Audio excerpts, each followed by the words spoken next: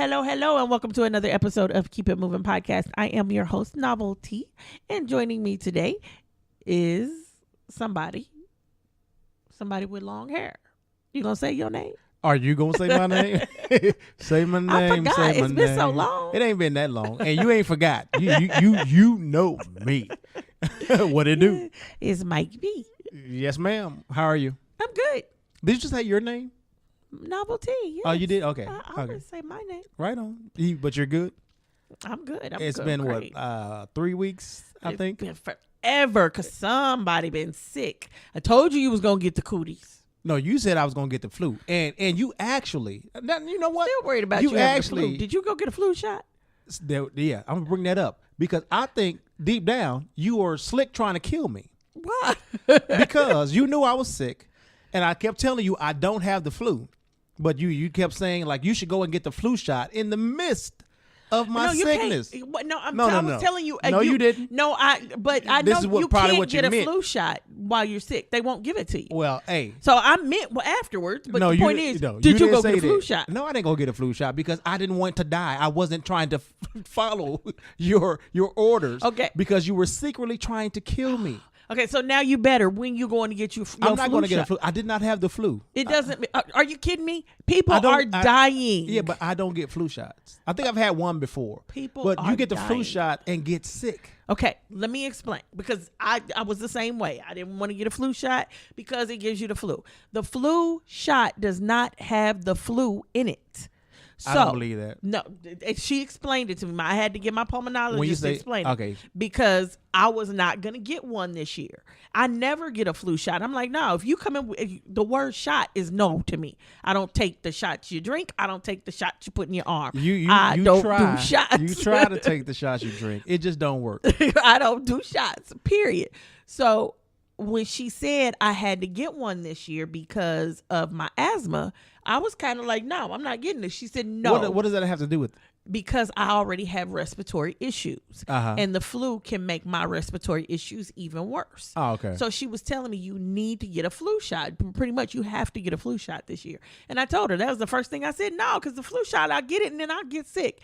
So she said what it is it doesn't have the flu in it, but sometimes you will have a side effect to the medication. You don't get the flu. You get the side effect. She said you may get the side effect, but the side effect is flu. No, I don't care what your pulmonologist or whatever said. She lied to you because she was secretly trying to kill you too. I see y'all on the same wavelength. She said some people react to it with an upset stomach. They can kind of get the chills and stuff like that. Yep. But you don't get the flu because it's not the flu that they're putting in your body. She said other people just have like shoulder pain. Like some people can't move their shoulder for a couple of days without it hurting. I think the last time I got a flu shot, because I have had one before, I wasn't able to lift my arm. Okay, and she said that happens, shoulder pain. Yeah, and that's not normal. But she said for a few days, that's normal. For a few days, I can't lift my arm. That's normal. That is utterly ridiculous. It hurts to lift, but you could lift it. I had to go and pay what you call it, the Molly maids. I had to go pay a maid to come to my house when I needed the shower to just lift my arm up. You lie. You a lie. Anyway. No, but it did hurt to lift my arm. Right, and that's what she said. Some people feel pain and it hurts to lift their arm for a couple of days. She said some people feel nothing. I was happily one of those people that felt nothing except that daggone needle going into my arm. I don't have a problem with needles. I do. I got a big problem with them. So, 40 years old, I cried for my mama. Oh, so that's so sweet. Bottom line. Did the nurse rock you? No, but a few of them asked me what they could do to help. Oh, that's so sweet. I cried for my mama. But I mean, so I've got a major phobia of needles. And I was like, okay, fine. Since you're telling me basically it's going to kill me if I catch the flu. And then they found out about which version of the flu was coming. And now all of these babies, luckily my nephews both have been sick this year, but they both had their flu shots. And luckily they have not gotten the flu, but both of them have been sick. So I'm just, if you can go get a flu shot, go get a flu shot. You talk to the people, or you still I'm talking to me? The people, and I'm talking to you. Go get a flu shot. We've had this conversation. There are places giving them away for free at this point. Yeah, not here though. because it's so bad. And y'all's numbers have ramped up higher than ours, and ours were pretty high. When you say y'all, you talk about black people? I'm talking about Kansas. Oh, okay. Versus Missouri. Who is those? Right, and how you gonna say black people? I'm black people too. No, but I had a cold, and they checked the first thing they checked was my temperature. It was 98.6. I kept telling everybody, kept saying, that's a cold. Do you have a fever? I'm like, no, I do not have a fever because I've had the flu before. Okay, that's another thing I learned. I can feel it. That's another thing I learned. The flu comes with a fever. A cold does not. So if you have a fever, you have the flu. Yes, that's why I was so confident in saying it ain't the flu. Okay. It's a cold. And then the fact that my brother was sick first. And so I knew. And you sitting in this house with two sick people with toilet paper up their nose talking about, I'm not getting sick. I'm not getting sick. I'm not getting sick. Well, I didn't think I was going to get as sick as I did, to the point where, I had to actually go to the doctor. Mm-hmm. So I did do that. End up having a respiratory infection, had a breathing treatment for the first time. And I kept attributing the pain that I was feeling to my heart. I thought it was heart trouble, but it was actually lung infection. And so it was hurting because it was hard to breathe. So I feel for anybody who's ever had respiratory infection, lung infection, asthma at this point, because I'm like, they kept having me take deep breaths. And every time she said it, I'm like, I wanted to cuss her out. This is painful, and you want me to do it again. I feel like you're playing games. Did they make you breathe in that little tube and try to make that thing go up for a long time? No.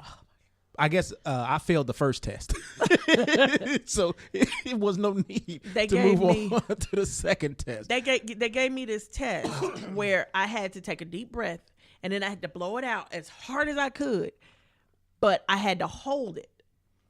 So you can't just blow and just slowly let your air out. No, you blow all your air out, and then they telling you to keep holding. I'm like, it ain't no more air here. It's like you're pushing, but nothing's actually coming out. There. I'm like, dude, it's nothing else here. That's ridiculous. Oh, and I told my mom, I can do that. It was for 15 seconds or something. Mama, I can do that. I'm like, no. You don't understand how this test works. No, you can't. If it was easy, I don't think it'd be part of the test. Right. I'm like, this is not easy. Your mama got that good oxygen. Right. And so my nephew, he had to take a breathing treatment, but they gave him an inhaler because he's having a lot of trouble breathing. Uh-huh. But they gave him the same thing they gave me, but he's getting the jitters from it, and his heart rate sped up. Oh. So my mom just pulled him off of it. She's like, I don't care what they say. He ain't taking this no more. Did they let the doctor know before? Well, I'm sure she called her friend who's a doctor. Okay. But I'm saying so they can either prescribe something else. Well, and that's what I was saying. She said, but he's doing fine with the other cough medicines they gave him. So she just pulled him off the inhaler. Okay. So. Yeah, I don't think I would continue taking anything that gives me jitters. That's not a side effect I'm cool with. But I mean, this is what caused my asthma. Remember, I got a cold, and then my cough just never went away. Yeah. Yeah, you were coughing for years, and it's like I was coughing for at least 6 months before I finally. And you were coughing for years before you went to the doctor. Yeah, and y'all were on me really. Ridiculous. If you don't stop, and I was just thinking the cough would eventually go away, and it never did. Yeah. So that's what I'm looking for, and I told my mama to watch that with my nephew. If the cough never goes away, but he seems to feel better, he's got asthma. You need to take him back in. He's gonna have to have asthma treatments, which it ain't cheap. Right. It ain't cheap at all. So that's why we weren't here last week, because of Novelty and her little ridiculous sickness. No. Novelty is fine. She got her flu shot. So I'm the problem. Yeah, you the problem, and you know you are. But we back. That's really all that's been going on with me. I'm still on the city bus. I'm thinking about just getting out there this week and making a purchase. Get me a car. I need a warranty. I can't just get a cash car. I can get a cash car, but I want something that's a little more stable. And like I said, I need a warranty. Somebody that's gonna fix the problems for at least a couple years, and I don't have to worry about break, that. Right? Yes, I'm tired of going to the shop. I'm tired of all of that. So yeah, it's time to do something else. I don't like going to the shop because I'll never know what they mean. And then with you being a woman, they definitely try to use different lingo They try to come at you and let you know everything that's wrong with your car. Like it's dirty, so you might need a new paint job. Like, but they don't say it's dirty. They come up with some big word, and then they say, so you got to have this. And I went in to get my brakes redone once, and this guy tells me that all this stuff was going wrong with my car, and that's why it's shaking and da da da da da. And if you don't get it fixed right now, it won't pass inspection and yada yada yada yada. It's gonna cost me $3,000 to fix it. I was like, you just put my brakes on my car, and I left. That's all I asked you to do. I just came here for like oil changes. Here we go with this bid. You always come for something simple, and then here they come. They got 17 pages of the shit you need to do. And so then I took my car. I had forgotten about it, and my front tire, it didn't blow. I came out one day and it was flat. Okay. And so I immediately called and got a new tire and put on it. And you don't have a spare? You got something underneath your car. No, I have a spare, but I was at home when it happened. So you don't want to put the spare on. And was it expensive who do you call for a tire? I call somebody and tell them to take me up to Sam's Club and get a tire. Oh, okay. Okay. And we put a tire on. It was a real tire. I didn't know you could call a tire. I didn't know that was a number. No, I just, actually, you can call. Some tow trucks will fix the tire. They actually fix the flats right there. And I've had that happen before where they plug the hole. And it's supposed to last forever. It don't. I'm just saying it don't. But anyway, so I had the tire replaced, and when I finished, when I got in the car stopped shaking. So I took it up to the shop that I have one place do my inspections every year. And I took it to that place and just asked him, I said, can you inspect my car? I'll pay for the $12. I just want to know if it's going to pass inspection. The guy said, yeah, it passed fine. Why? What's wrong? And I told him what happened. And I told him, he said, oh, you just had a bad tire. And they just tried to get you for a bad tire. $3,000 worth of work that didn't need to be done. Right. So your car did eventually pass inspection? My car passed inspection the day I took it up there. Now today, or not today, but a couple of days ago, I had to take it to get inspected again because it's that time of the year. Anyway. Why would you need? Oh, okay. Missouri, they require an inspection every 2 years. Okay. So I went to get it inspected and needed tires again. I always need tires. That's usually what I need, tires and light bulbs. Whenever they inspect my car, I always prepare for that because I always need them. So that's interesting because you surprised me that you are still driving. You know, you are a horrible driver. Even though I ride with you, you know, I just pray along the way. I'm a good driver. I could care less what you say about that. I just don't. When it comes to cars, I don't understand a lot, and I've been burned too many times. No, we ain't talking about the car itself. We talking about mechanics. We're not talking about me. We talking about mechanics, and mechanics have taken advantage of me. You ain't noticed that me and JT are always singing church songs in the back seat, like, "Hey, Lord, just let us make it." Okay, and the next time you and JT sing a church song in my car, I'm kicking y'all out on the side of the road. This is Lord, let us. You know when the last time I had an accident was? When somebody hit you, right? Yeah. That was 2 years ago. But before that, the last time I was the cause of an accident. But no, remember I was in the car when you tried to run a biker off the road. I was in the car. That biker wasn't nowhere near me. Hey, you tell them that I was a witness. Oh my God. So. Anyway. Moving on, keep it moving. Do you have a bay for me this week? Of course I got one. For this week's Black Achievements in Excellence, we are awarding Hannah and Charlie Lucas. And they came up with, or I think Charlie was the main person who came up with the app or the idea for the app, but they came up with this mental health app called Not Okay. And this was, he created it because of his sister she suffers from POTS, postural orthostatic tachycardia syndrome. But whatever that syndrome is, it causes her to faint almost 200 times. Well, she fainted almost 200 times her freshman year. Can you imagine being in school and fainting 200 times? Hey, 200 times. And so, you know, he came up with this app, and I think they debuted it on Let's Talk Day. which it's a day to bring awareness to mental health conversations.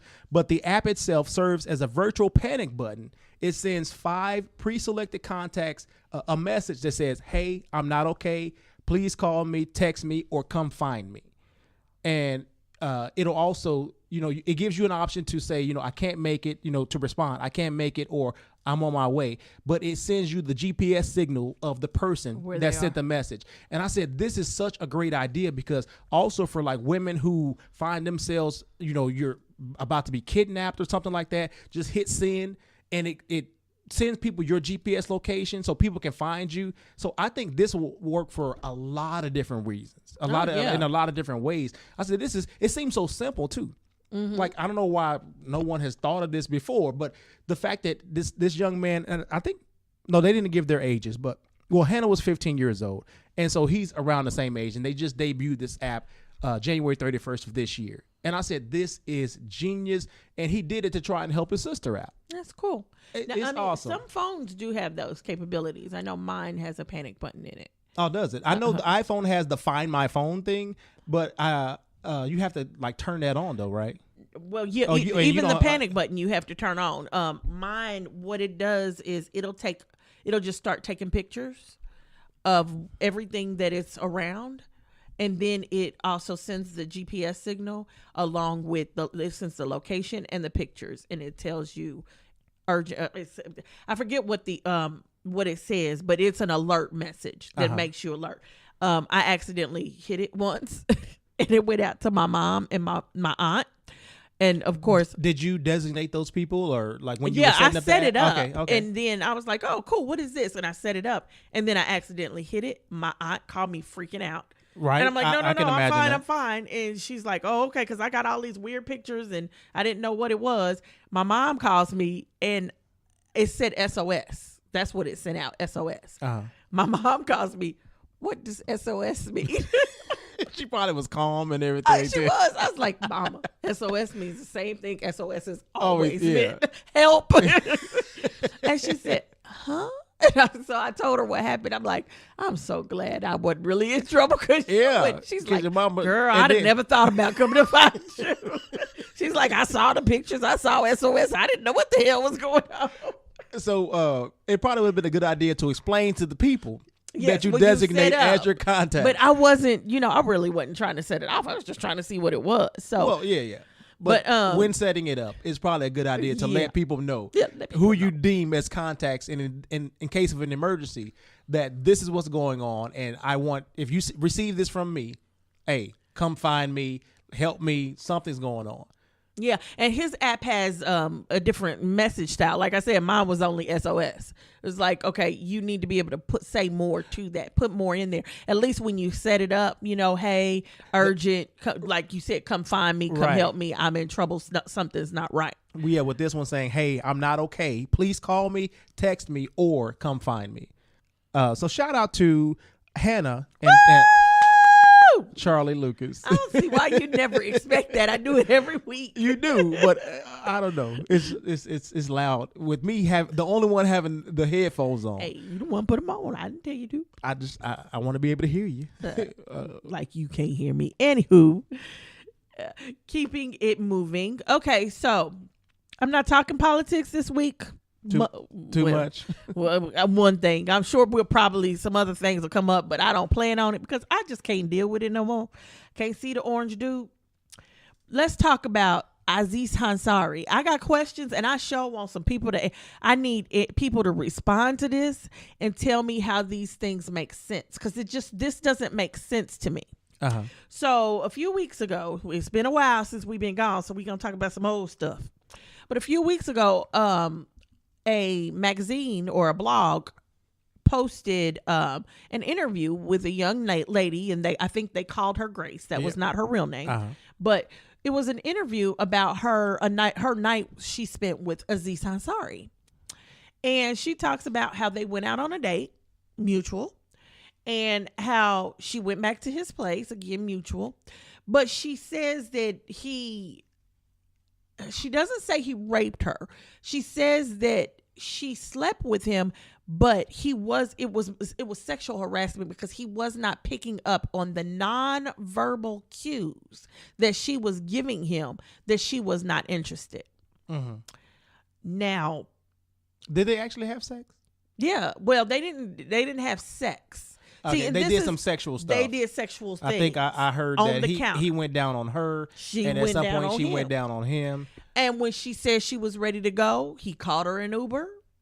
I mean, there was nothing here where, at least through this article, there was nothing here where she said, stop, quit, I don't want, that he forced or pushed. And well, you know, some people may see or think that the forcefulness is the him being persistent and trying to get some. And you know, there's is that most men. Yes, that is, and yes, that's most men. Okay, so and especially if you aren't saying no to me, and I'm a comedian. You know, I'm trying to be joking and I'm trying to be playful, so I may not, I guess, see or understand your non-verbal cues as no. And that's just the thing. Is a non-verbal cue truly a no?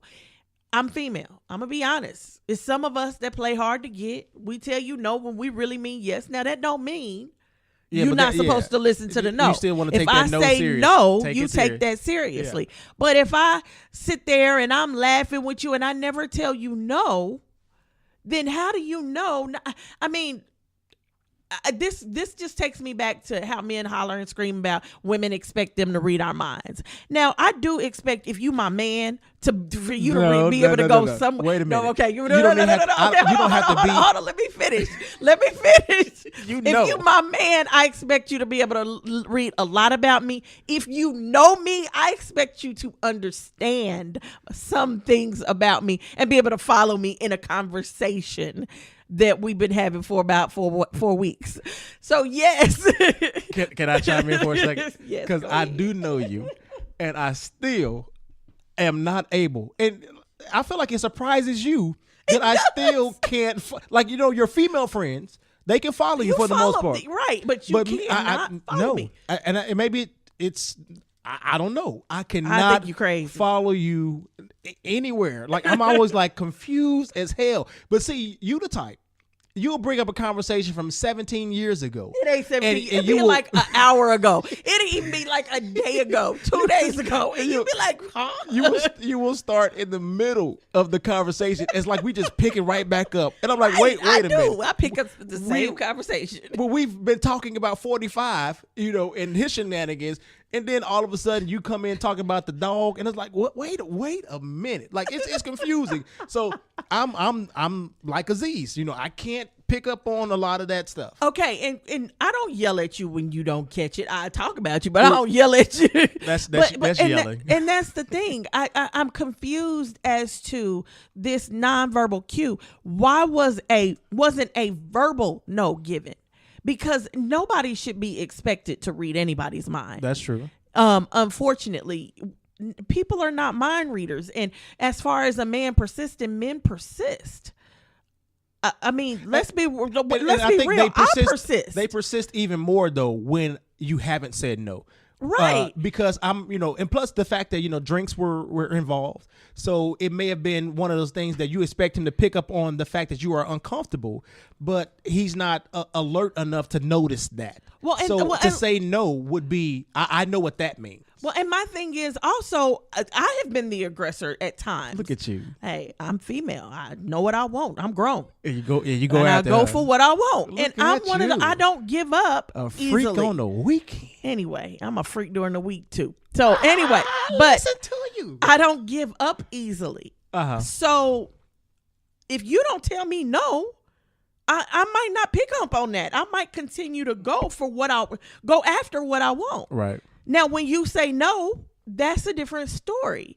So I just don't understand this nonverbal thing. So I'm asking listeners, chime in, please explain if you have an explanation, and then not only explain of how this is something that somebody should pick up on, but also, is this something that we as women should be expecting a man to pick up on, especially when it comes into a sexual issue and we're going to start screaming sexual harassment or rape? Should we be truly expecting a man to pick up on a nonverbal cue?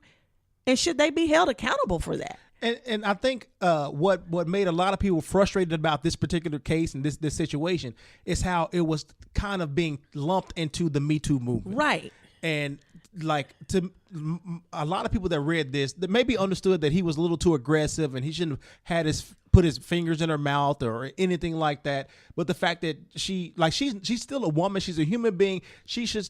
Why couldn't she? Like, was there a reason she didn't say no? And I think some people were saying that maybe she feared retaliation or what he would say or what he would do afterwards.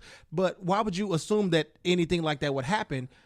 You know to say no, though, right? You knew you were if you were uncomfortable. Why can't you? Well, why aren't you strong enough to say that? Even if she felt retaliation, I mean, at what point did she feel like that? At what point did she get afraid to say no? Because to my understanding, this was, at least from the way the article was written, this was a date that she agreed to go on. She wasn't happy with the way the dinner went, the conversation and everything, the back and forth at dinner. Well, why'd you agree to go back to his house? Mm-hmm. I mean, it was never there's never a point shown where he forced her to do anything. Right. You know, so why did you feel like you had to go back to his house? Because he paid for dinner, so you got to go back to his house? That makes no sense to me. So I just want somebody who can give me and make me, because a lot of people were saying, oh, you're shaming the woman. I'm not trying to shame anybody. I'm trying to understand. We're trying to understand the situation itself. I don't get this because and how it ties into the Me Too movement, because that's what we were talking about. You know, all these ladies dealing with sexual assault, sexual harassment, and now you kind of throw this in there, which is like a monkey wrench, and it detracts, in my opinion, it detracts from the real movement, and it makes women seem feeble, as if we can't be strong enough to speak our minds. Right. It just really, I'm like, what is going on? As far as me, if you go to dinner with me and I'm not liking you at dinner, we're not going back to your place. That's not getting ready to happen. If we get back to your place and you shove your fingers in my mouth and I don't want them in my mouth, I guarantee you ain't going to shove them nowhere else, because you ain't going to have them to shove. I'm going to at least say no. I'm going to at least let you know verbally, physically, every way I can that no, I'm not interested. But I mean, to me, it sounded like he said, hey, let's go back to my place and Netflix and chill, and she didn't know what that meant. Maybe. But I feel like this is a lesson. You know, if you are in a situation like this, then just say no. Say no if you are uncomfortable with whatever's going on. Let it be known that you are uncomfortable. You don't want to go this far. You don't want to do this. You don't want to do that, because you do have a voice. And I believe that women are strong enough to use it. And ladies, if you ain't liking him at dinner, let him pay the check and leave. Make sure you order lobster and steak, boo. Listen to you. Still trying to stick it to the man. Hey, got to have a good dinner. Have you a good dinner and say adios. Right on. This one was weird. And, you know, a lot of people are on the fence about this. I've seen several. And the thing is, I've seen several women come out talking about this situation, and it's like, if anything, this is like a bad date. This isn't that's what sexual assault. Like, this isn't sexual harassment. You know, maybe he was weird, and like he seemed like a weird guy, period. I feel like just watching him on television, you would get weird. So you should expect that. Right. I would think on a date, you should expect that at the crib.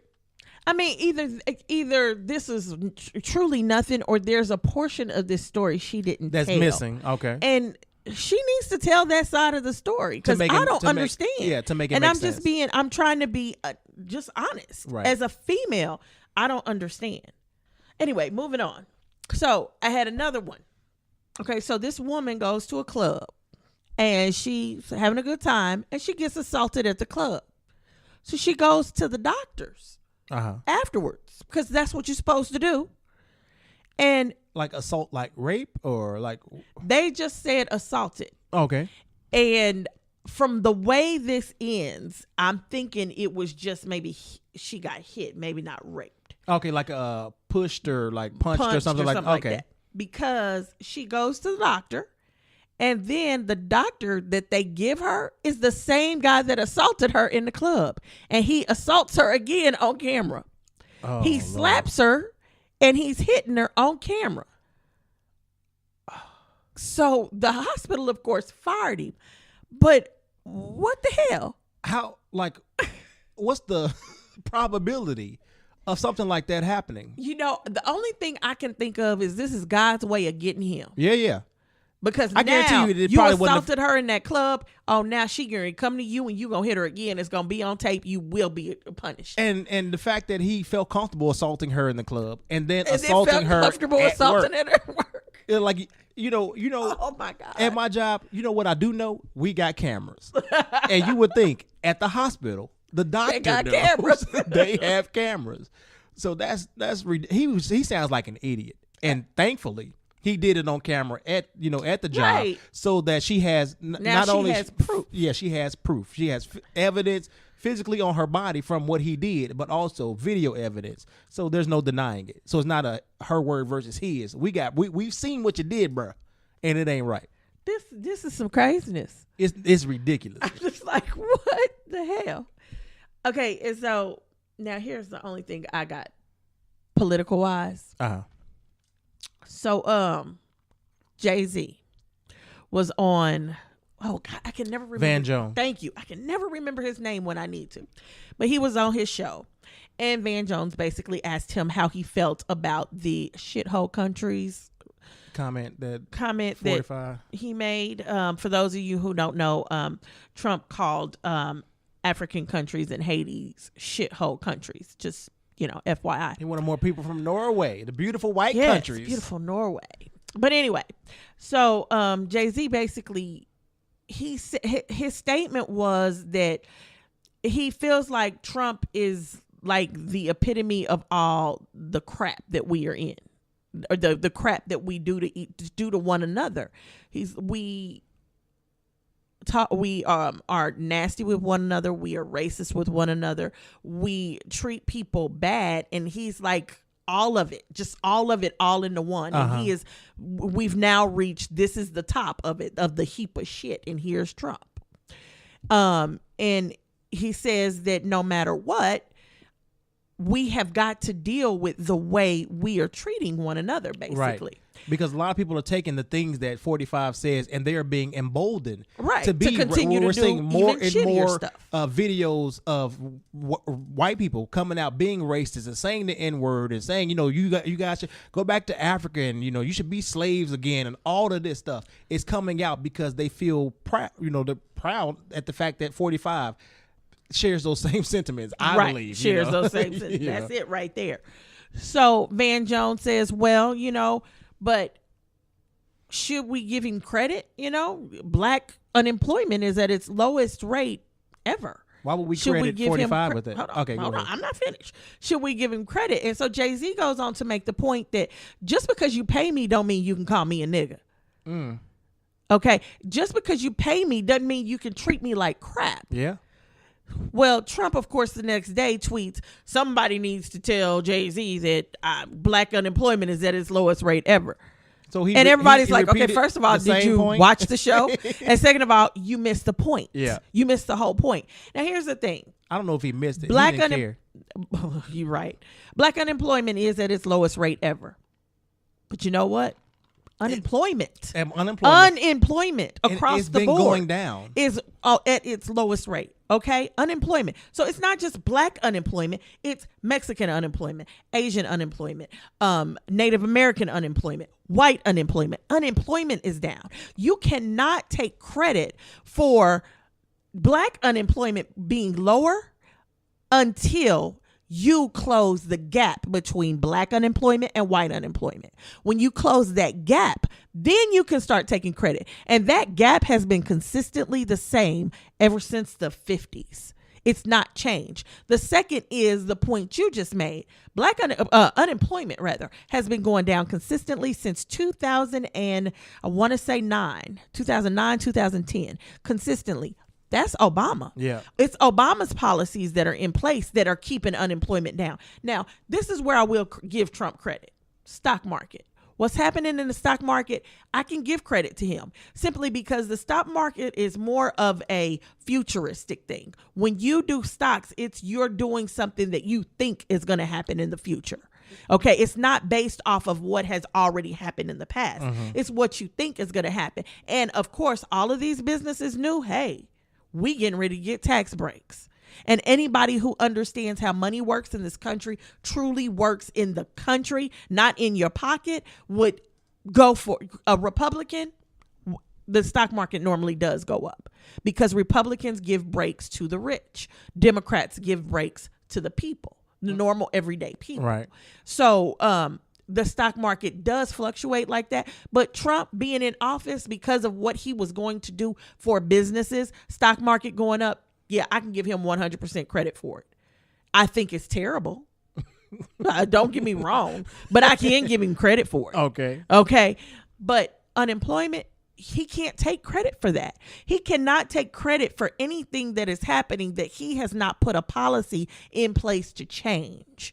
Now, starting... That ain't going to stop him, though. Of course not. Now, starting this year, some of his policies will start going into effect. So now they're going to start to take their toll on what happens with the economy, what happens with jobs and things like that. But Carrier... The people at Carrier are pissed. Yeah. Because he promised all these Carrier employees, we're going to keep your jobs. We're going to keep your jobs. We're not shipping them to Carrier Mexico. was shipping 3,000 jobs to Mexico. You know how many jobs Carrier ended up shipping? 22,000. To Mexico. 800 is a number of jobs he saved. He had 3,000 people thinking their jobs were getting ready to be okay. 800 people stayed on board.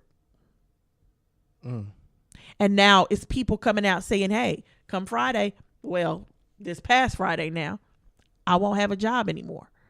That'll be my last day of work here, and it's all his fault. Well, is it his fault? No, I don't think it's his fault. Yeah. It's Carrier's fault. Carrier was going to do this regardless. Fault. And then the reason I would say it's their fault, because they believed him for some reason. This man has showed you who he was from jump, and somehow you decided to ignore all the facts. Ignore all the proof and believe him and take him at his word. I would not. When his word has never been credible. But that's where we are. We are in a position here come November. People, please. Midterms are normally 50% fewer people go vote. Midterms, 50%. We have got to make that change this year. We have got to get out. We've got to vote in these midterms. We have got to get the Democrats to take over the House and the Senate. They got to take over Congress just so we can keep him from making any more mistakes. He's screwing things up. If you care about your pension, if you got one, you care about your 401ks, you care about all of those things, you got to get up and do something about it. And here's the thing. It's not about Democrats, Republicans, or I like this view, I like that view, I don't want to vote Democrat. At this point, we are picking between the lesser of two evils. You don't get your favorite person this time around, unfortunately, because somebody didn't go vote in the primaries when we were picking people. Somebody didn't go vote, so you didn't get your favorite person. So you can't vote for your favorite person. You got to vote for the lesser of two evils. And if the Republicans keep Congress, we're in trouble, because that means we'll have 4 years of his policies. 4 years are going to be stuck, and it's not going to be a simple getting it and overturning it. Look at how hard it was to overturn Obamacare, and so many people wanted it gone. But it's still here. It's still standing. His tax situation, no matter what, it's going to happen for 2018. So people are happy to get their $1.50. Go for it. Are you happy to get $1.50 a week? $1.50 a week is not going to do nothing for me. Right. That don't even put gas. That ain't even a gallon of gas in some areas. It's not a Coke. It's not. You can probably get some nacho fries from Taco Bell because they $1. Oh, I guess I can go to McDonald's and get their dollar menu. You can. It don't come with fries no more. The dollar menu is a little limited now too. Yeah, it don't have fries on it no more. So, I mean, it's so important that we get out and vote. This is not about who you like best at this point. This is about who you don't want to destroy this country. The lesser of two evils, and unfortunately, it has to be that way. I'm sorry. It's sad, but that's where we are. Man, my last thing here, bulletproof backpacks. Let's discuss. Okay. So they talking about putting these bulletproof backpacks out now, and not talking about it. They are starting to market these bulletproof backpacks for kids going to school because I guess all the mass shootings. First of all, there has been, and we didn't even talk about that. There has been at least was it 4 3 or 5 more? within the past 2 weeks. Right. School shootings, ridiculous, and I still haven't seen anything change as far as gun control. Okay, so that my first question is. So we telling everybody to go buy a gun and now go buy a backpack. So to me, it don't sound like y'all trying to do anything but make people go spend money on stuff. Yeah. It is not to prevent anybody from being killed. You're not looking out for the people. You're looking out. Right. A corporation you're trying is to look out money. for the corporations. Yeah. Here's a corporate. So now when you build your house, you thinking, okay, I need bulletproof windows. And they're going to be on the market for you to buy. You buy a car, I want bulletproof windows. That's my extra. How much extra that going to cost? Mm-hmm. And that's really going to be available. Bulletproof backpacks for little kids. The fact that we are here. How did we get here? To where we're buying bulletproof, or that's an option because, somebody said, well, they won't protect the kids. They won't change the gun laws. So they're not looking out for our kids. What can we do to at least try? This ain't a try. It's something. They won't protect. Hold on. No. I'm saying I'm not talking about the Congress as far as passing laws to protect kids. I'm talking about somebody saying that they won't pass laws to protect kids. So what can I do? Okay, so here's your what can you do? I'm tired of hearing everybody sit here and say it's nothing I can do.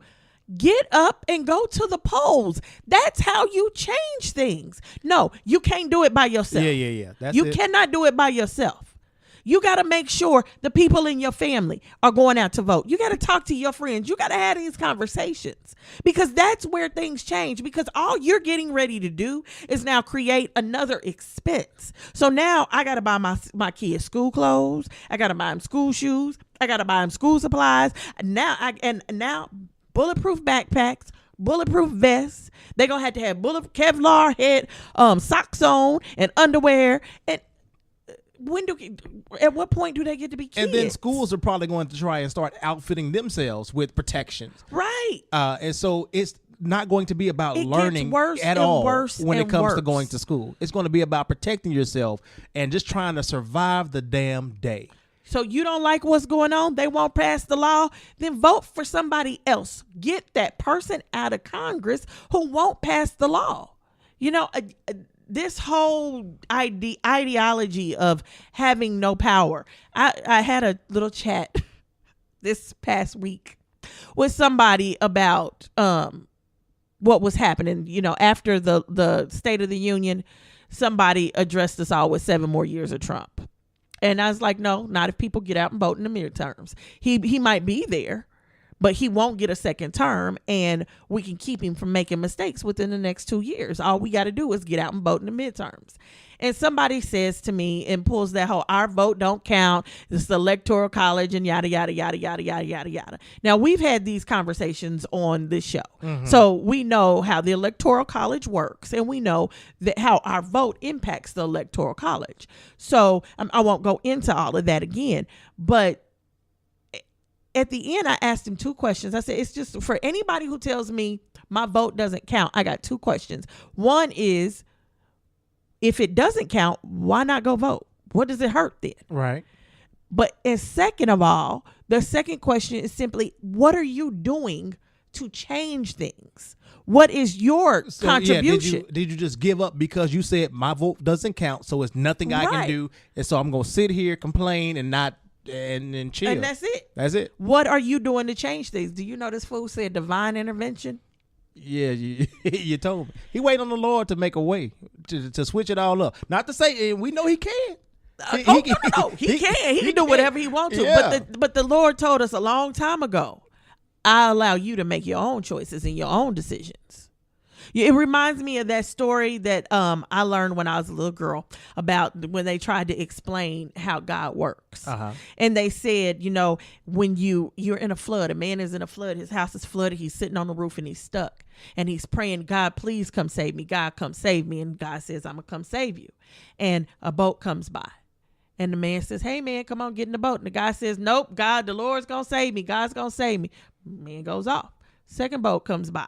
And he says, the Lord says he's going to save me. I'm good. The Lord's going to save me. Goes away. Third boat comes by. He does the same thing. Finally, nightfall comes. And he's like, God, why have you forsaken me? You said you were going to save me. And the guy says, I sent 3 boats by. You didn't get in, not one of them. You have got to take some initiative yourself. You can't expect God to do it all. Will he intervene? God always intervenes somehow. God makes you make a left instead of a right when you normally would have made a right. Mm-hmm. And you end up on a whole different path and a whole different journey. And you not even really realize why you did it. Right. Yeah. God makes you say, hey, you know what? Today I want to say to my neighbor, hi, how are you? On the day that your neighbor needed you to say, hi, how are you? Because they may be contemplating suicide or they were depressed or anything. Yeah, that's how God intervenes. That's divine intervention. But sitting on your butt and not doing nothing, just saying God is going to fix it, that ain't it. Because God always said, you have choices. And I am going to allow you to make those choices. I won't make them for you. I don't get this. You know, and I'm a child of God, but I'm not a child of religion, and I know that.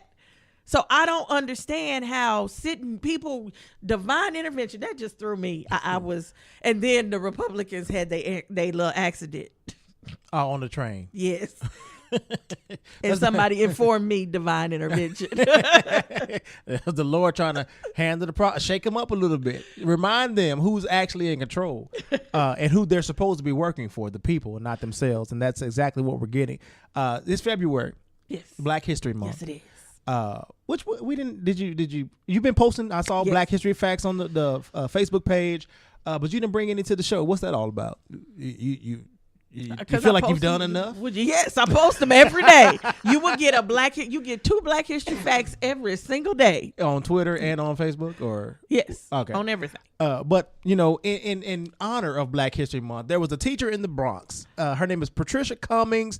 But they say she shocked and traumatized children in her social studies classes when she singled out Black students, told them to lie on the floor for a lesson on U.S. slavery. What? And then she stepped on their backs. Are you kidding me? To show them what slavery felt like. What the hell? You got to know. You need to know what it feels like. Was she a white person or a black? Of course, she was a white person. Okay, so maybe she probably should have had little white kids lay on the floor and step on their back and so they could understand, because little black kids understand. We live it every day. The student said, Cummings, who is white, pulled the insensitive stunt in multiple 7th grade classes as a part of a unit on the infamous Middle Passages, in which Africans were kidnapped, brought to the Americas as part of the slave trades. And she's been removed from her post. Well, she was removed. And how does stepping on my back even compare? Well, you need to know about the pain that they dealt with on the ships. They didn't step on them people's backs. You never know. There's probably some backstepping. No, it's some backstabbing. She was removed from her post for a couple of days. She need to be gone. But then she returned to the class. But then I think she ended up going back to class or whatever. Once she was reassigned away from children, once the Daily News, and this article comes from New York Daily News, once they started reaching out and asking questions like, what the hell is going on? But then my thing is, after her whole lesson, she showed a video of slaves being beaten, tortured, and thrown over the side of a ship. I feel like the video would have been enough for me to see and understand what slaves went through. But I guess I don't understand why she singled out the black children. I can see if she even said everybody lay down on the ground. Well, I feel like you should know why she singled out the black people. No. Because she's like, I'm not racist. I'm not racist. You don't have to be racist to know when you're dealing with a racist. That's the thing. You're dealing with a racist. It's ridiculous. She wanted the black people to know, not the white people. And probably the white people were looking at it like, this is crazy. This is like, what's she doing? I hope the white people were looking at it the way white people should have been looking at it back then. What the hell are we doing? Why is this okay? I hope those students are better people. I hope that throughout these last few centuries, we have started raising better people. I think I feel like we have made strides. I feel like there are so many white people that they get it. and they are out here fighting alongside us. And we appreciate We appreciate it. But when you have someone like 45 in office who basically sides with white supremacy and their values and their agenda, then they feel emboldened. The ones who may have been on the fence are like, oh, white power, white pride, or we don't want to be extinguished. Don't try to get rid of our race and all of this stuff. And so they start feeding into that, and it's like we're taking steps backwards with this presidency. Let me say something to those people who are hollering white power, white pride. We don't want to get extinguished. If you don't want to get extinguished, stop sleeping with people of color. It's that simple. Because it's not like we killing y'all. You all are sleeping with people of color. But you can't help and having children. Who you fall in love then with. Stop all that. We don't want to get extinguished crap. The ones that are sleeping with people of color aren't the ones screaming this. Okay, then y'all need to go find a little island of your own. Bye bye, adios, because it ain't happening here. Yeah, I don't think it ain't happening here. And then understand this. Trump may still have 80% of his supporters, but Trump supporters are no more than 30% of this country. So even if he got 100% of his supporters, it's still 70% of this population that does not support him, does not believe in him, does not care about anything he says, and wants him gone. Can we just get those 70% to get their butts out and vote? That's all I ask. Yeah. Because we outnumber them. We just have to show them. Yeah, we saw that in the presidential election. We see that in the election. He won the Electoral College, but he didn't win the popular vote. You saw it in the election. You saw it when they went to the. You see it daily, damn near. Yeah, you saw when they at his inauguration. You saw with his little numbers that he swears up and down he got the best numbers ever for a State of the Union. No, he didn't. He's a liar. Liar, pants on fire. Did you? Yeah, because he's so draining. I'm so tired of saying that guy. Pants on fire. There was an article that came out about this lady who was trying to bring her support animal, a peacock, on a United Airlines flight. Did you hear about that story? Yeah, they were talking about it on The View. One lady had a lobster. A support lobster? Support lobster. Megan McKay said, that's a dinner. No, I'm surprised she said that. But I didn't know that you could have support animals outside of dogs and cats. Neither did I. Like a seeing eye dog or and then the peacock. I'm like, what can a peacock? The fact that I'm already nervous, scared, anxious on a flight to see somebody walk on there with like a camel. Well, no, people have had support snakes. No, I'm saying, but I don't think I would see the snake. No, people have had support snakes. No, I wouldn't. And see that if I I got on a plane, I'm and off. It was a snake, I'm off. I'm with you. I'm off. Was it when they were talking about? I don't even like people getting on the plane with support people. Sonny, it's true. I got a problem. Sonny with was that. like they had some kind of support, like a ferret, some kind of little rodent. And she said, and at first it was in a cage, and she said, and then I was having my drink and looked down and it was staring at me. And I was my goodness. No, see.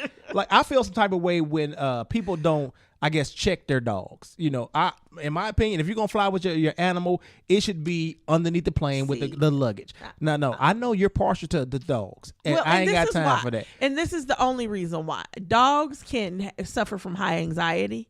And they can freak out and they can get really sick. But they do. No, they freak out on the plane too. Well, that's and true. I don't have time for that because it makes me freak out. Okay. And you're right. They can freak out on the plane, but you feel you as a pet owner, you feel. I was about to say, I don't feel nothing for a dog. I can understand somebody who wants to fly with their little peacock because I have a dog and I know how I feel about my dog. And I'm sure he felt the same way about his peacock. Okay, that's fine. But you need to. Yeah, this is nothing against people who actually need support animals, no matter what it is. I'm just saying, put the support animals in a separate section and let me know. Because I don't want to know. I'm saying no. Let me know so I can choose a different flight. Well, or even have you can support have separate animal friendly flights. Yeah, there you go. And you can. I don't want to fly that. I don't want to. I don't like animals. Period. I can. So I definitely don't, and I don't like flying. Period. So I definitely two things that I don't like in the same bowl. I don't have time for it. Are you still that nervous flying? You think it's going to change? Like, what's going to make it change? It just, after a while, you just get used to it. I have flown at least maybe 15 times, and it never gets easier. It never gets, you poor baby. like, I never get used to it. It's always like my first time every time, and I hate it. Really? It's so nerve-wracking. I do not enjoy it at all. You should drive then. I should. And I don't mind driving, but, some places you can't. I'm not finna drive to Vegas. I'm not finna drive to California. That's a long-ass drive. You just be in the car a day. A day. Take a lot of snacks. You know what? I don't like driving that much. That's why I stay my black ass right here and don't go nowhere. Well, they wouldn't let the guy on with his support Peacock. And I heard that, at first, like, support animals are supposed to fly free. But then the person, I don't know if it was a guy. I thought it was a girl. But, the person offered to pay, a seat for the support animal. But they was like, hey, we talked to your ass already. You knew what it was. Your animal, your support animal doesn't meet the criteria. I think it has to be a certain weight, a certain size or whatever. And it doesn't fit the. Can you imagine being on a flight and the peacock spreads its feathers? It's like the same as the flight where the woman was doing yoga in the middle of the aisle. Oh, but wasn't that pre-flight? I think that was before the flight. I don't know. She was doing yoga in the aisle. If it would have had to be pre-flight, because otherwise I would have tackled her ass. And now we need to tie her up because we don't know what this is all about. Otherwise, if it's pre-flight, let me off because I don't know what this is about. I don't have time to try and find out. It's definitely suspect as hell. When flying, we need to start thinking about other people because some people are just rude. When I get on a plane, I try to have my little stuff right all in my little area, but it's like no room to get out. Because I feel like they're making the seats like smaller so they can cram more seats or whatever. It's terrible, the seating and everything. That's why you got to fly first class. There you go. Now, flying first class. If you haven't done it, I've never done it. Oh my God. Maybe that'll change the way I feel about flying. It might. It's nice. They give you a real meal. Oh. It's plenty of room. Well, with me and flying, it ain't about the meal. It's about the drinks. Well, they give you those too. They give you those. I have to and I think they're complimentary. So in some airlines, they're complimentary. Mm-hmm. You get the room. Oh my God! What does that mean? The leg room. Just room. Period. Instead of 3 seats to the side, it's 2 seats, and then there's like no seat in front of you. It almost feels like you get so much leg room. So first class is nice if you can afford it. Do it, but if you can't afford it, take one of them little where they say, oh, if you'll fly later, or can we bump you off, and they'll bump you. Sometimes they'll bump you in the first class. Learn the tricks. Oh, and like get like flight credit and all of that stuff. Okay. Yeah. Sometimes in order to not. Oh, sorry. Sometimes in order to not pay for things, or to not for you to not cancel your flight, they will throw in little things like that. So first class can be real nice. Right on. But like the Peacock, what they said they're doing is they're getting ready to change the rules of those kind of flights, the support animals.